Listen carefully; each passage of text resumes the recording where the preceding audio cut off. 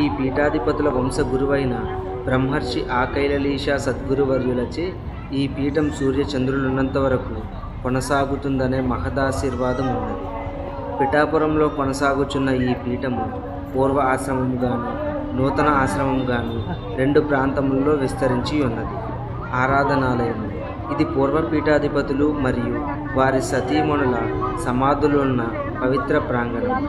ఇందు పంచమ పీఠాధిపతి మహర్షి శ్రీ మొహియుద్దీన్ బాద్షా, వారి సతీమణి మాతృశ్రీ చాంబియాంబ, షష్ఠ పీఠాధిపతి డాక్టర్ ఉమర్ ఆలీషా మహాకవి, సప్తమ పీఠాధిపతి అవతారి శ్రీ హుస్సేన్ షా, వారి సతీమణి మాతృశ్రీ అజీమున్నీసా, అష్టమ పీఠాధిపతి పరబ్రహ్మశ్రీ మొహియుద్దీన్ బాద్షా వార్ల సమాధులు పాలరాతితో నిర్మించబడినది.